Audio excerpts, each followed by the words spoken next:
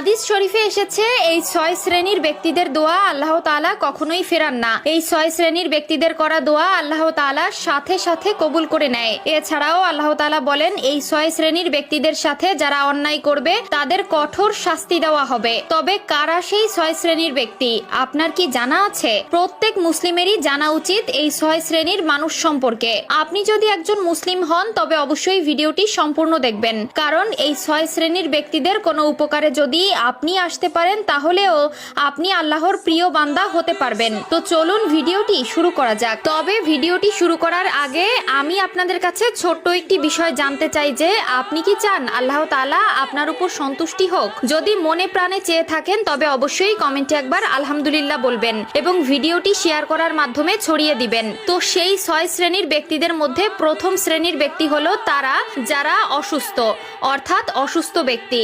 আল্লাহ তাআলা বলেন কোনো অসুস্থ ব্যক্তি যদি অসুস্থতার সময় আল্লাহর দরবারে দোয়া প্রার্থনা করে আল্লাহ তাআলা তার গুনাহ ক্ষমা করে দেন এবং তার মর্যাদা বাড়িয়ে দেন। কেননা হাদিসে এসেছে তোমরা যদি কোনো অসুস্থ ব্যক্তির সাথে দেখা করতে যাও তবে সেই ব্যক্তির কাছ থেকে নিজের জন্য দোয়া চেয়ে এসো, কারণ আল্লাহ তাআলা অসুস্থ ব্যক্তির দোয়া ও মিনতি অতি দ্রুত কবুল করে নেন। দ্বিতীয় শ্রেণীর যে সকল মানুষের দোয়া আল্লাহ তাআলা কবুল করে তারা হলো রোজাদার ব্যক্তি।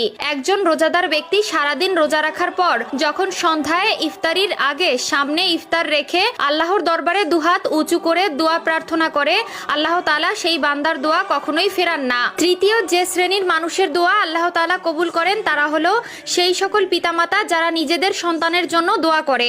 যদি কোনো সন্তানের জন্য তার পিতামাতা আল্লাহর দরবারে দোয়া প্রার্থনা করে তবে আল্লাহ তাআলা সেই পিতামাতার দোয়া কখনোই নাকচ করেন না। এছাড়াও যদি কোনো সন্তানের দ্বারা পিতামাতার মনে কষ্ট জমা হয় তবে সেই পিতামাতা সন্তানের প্রতি বদদোয়া না করলেও সেই সন্তানের উপর আল্লাহ তাআলা দুনিয়াবি আযাব পেশ করেন। চতুর্থ সেই শ্রেণীর মানুষের দোয়া আল্লাহ তাআলা কবুল করেন যারা অন্যের অনুপস্থিতিতে অন্যের জন্য দোয়া করে, অর্থাৎ যদি কোনো ব্যক্তি তার ভাইয়ের জন্য পেছনে বা তার অনুপস্থিতিতে তার জন্য দোয়া করে তবে সেই দোয়া দেখে ফেরেশতারাও সেই ব্যক্তির জন্য দোয়া করা শুরু করে এবং আল্লাহ তাআলাও সেই ব্যক্তির দোয়া কবুল করে নেন। পঞ্চম ব্যক্তি হলো তারা যারা মজলুম বা নিপীড়িত হয়ে থাকে। যদি কোনো ব্যক্তি বা জাতির মাধ্যমে কোনো ব্যক্তি বা অন্য জাতি নিপীড়িত হয় এবং সেই জাতি বা ব্যক্তি যদি আল্লাহর দরবারে কষ্ট পেশ করে তবে আল্লাহ তাআলা তাদের দোয়া কবুল করে নেন।